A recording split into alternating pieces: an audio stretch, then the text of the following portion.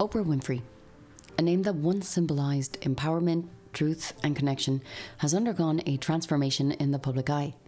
For decades, Oprah was a beacon of hope and inspiration for millions.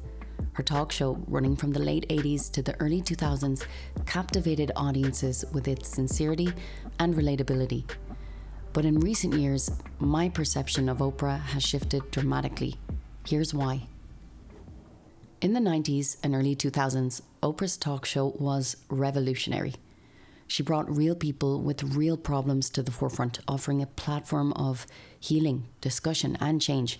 From episodes on mental health to groundbreaking interviews with everyday heroes, Oprah delivered genuine life lessons.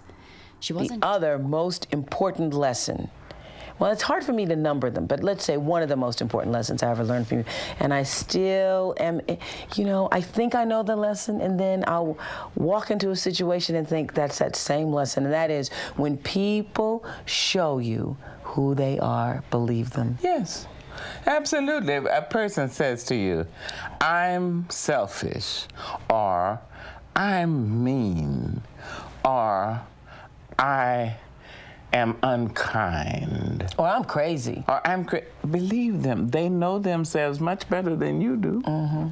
But no, more often than not, those of us who don't trust life say, don't say a thing like that. You're not really crazy. You're not really unkind. You're not really mean. And as soon as you say that, the person lets you know. And shows you, I told you. Mm-hmm. I told you I was unkind. So now why are you angry? When she first told me this story, I was talking about some bad relationship. She wasn't just a host. She was a trusted confidant for her audience. Her book club, charitable initiatives, and candid discussions about personal struggles like her weight and childhood trauma made her relatable. Oprah wasn't just on TV. She was in our living rooms, a part of our lives. But the cracks in this image began to show when she transitioned from being a talk show host to a media mogul, seemingly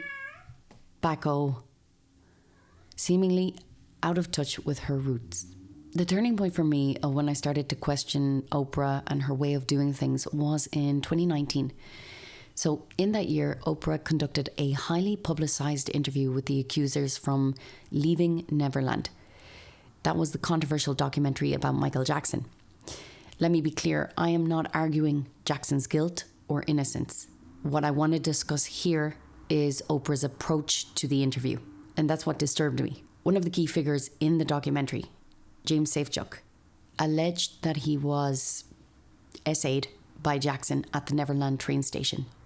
However, his claims became dubious when it was revealed that the train station didn't exist during that time frame he described.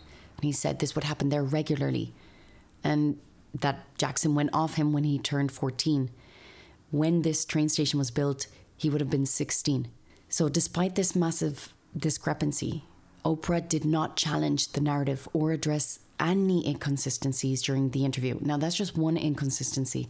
There were many more, which I won't get into here. There are some very interesting documentaries on YouTube that I really recommend you to watch and make up your own mind. Like I said, Jackson's innocence or guilt isn't what I'm discussing.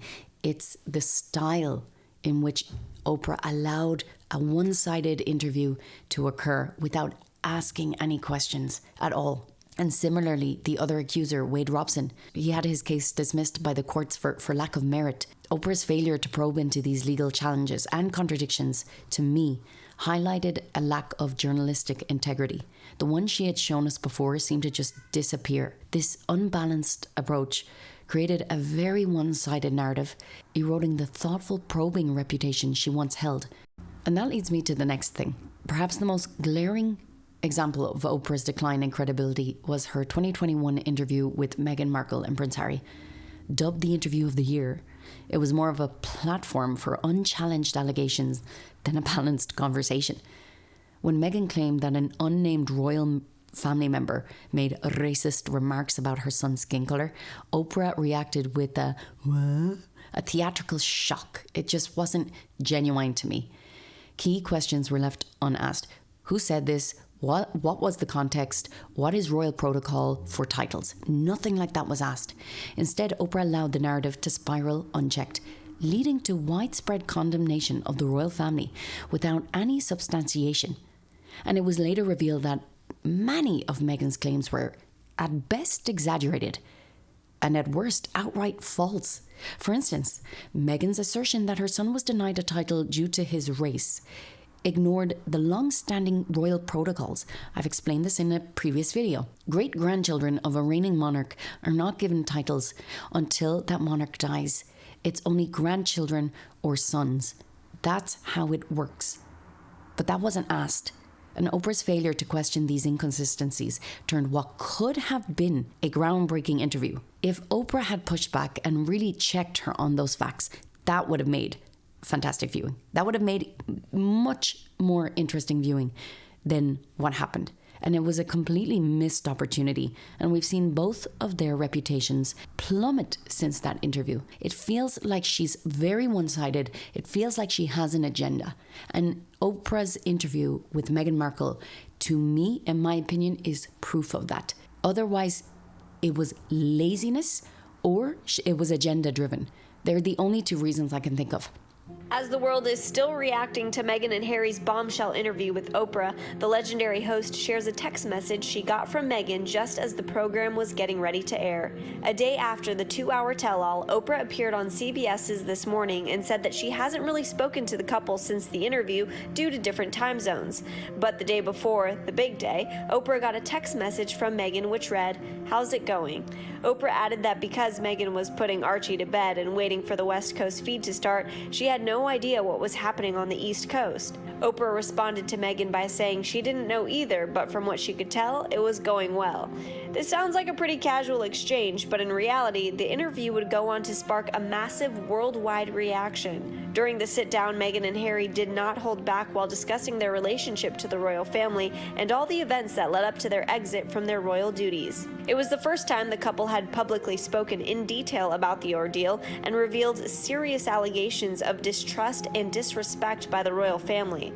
One thing is for sure, opinions on this interview are strong, split between support and outrage. One day after the interview aired, #AbolishTheMonarchy is trending on Twitter. Commentators are taking to TV and social media to weigh in. Public figures like Serena Williams, Michael Moore, and Amanda Gorman show their support for Meghan speaking her truth. Even Jada Pinkett Smith wants to get in on this conversation, but others are slamming the program. Good Morning Britain host Piers Morgan, a longtime critic of Meghan and Harry, calls the interview an absolutely disgraceful betrayal of the Queen and the royal family.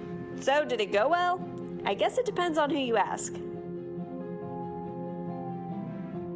Then we have the Maui Fund backlash. In August 2023, Oprah and Dwayne "The Rock" Johnson launched the People's Fund of Maui to aid victims of the devastating wildfires that happened in Hawaii. On the surface, it seemed like a very nice effort, of course, but their joint appeal for public donations sparked outrage.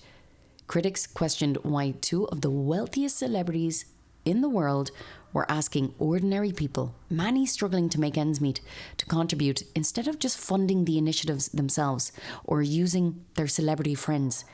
The backlash was swift and severe, and while Johnson acknowledged the criticism and expressed understanding, he literally said, "Look, I get it." Oprah's response to me was tone deaf. She claimed in an interview with CBS, she claimed to feel terrorized by the online backlash, shifting the narrative to her personal victimhood rather than addressing the valid concerns raised. She didn't at all accept that regular people who earn minimum wage cannot be donating the kind of money that they can.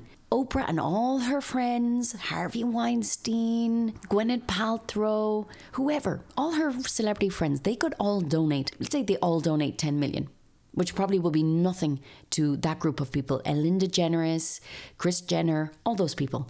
Even 5 million. That is much more and much faster than any regular, ordinary person could. And the lack of accountability, to me, highlighted how out of touch Oprah has become. Instead of just saying, actually, do you know what? Just like The Rock, I get it. We shouldn't, I mean, the intention was good, but I can actually see it was a mistake to do that. No, she said, I felt terrorized, and I have more sympathy for children because I know who I am. But if I didn't know who I am, I would be gone. Yeah, shut up, Oprah. You live in 5 houses, you're a billionaire, and you are asking ordinary people for money. Then we have the weight loss Ozempic story. So Oprah obviously has long been open about her struggles with weight, building much of her identity on this journey. However, recent revelations about her use of weight loss drugs have cast another shadow over her authenticity. Months earlier, Oprah criticized those using Ozempic for weight loss, calling it the easy way out. At the same time as saying this, she served on Weight Watchers' board, a company promoting a different philosophy. Her decision to remain silent about her drug use while promoting Weight Watchers, to me, feels very deceptive.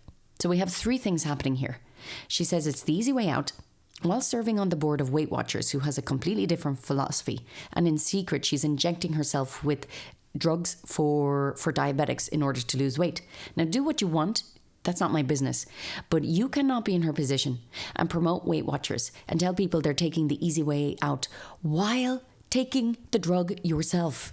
It was ludicrous to me, and it didn't receive enough backlash. And the lack of transparency culminated in her resignation from that board of Weight Watchers. But also, I should point out that the company shares plummeted nearly 25%. So it just shows you the influence Oprah still has.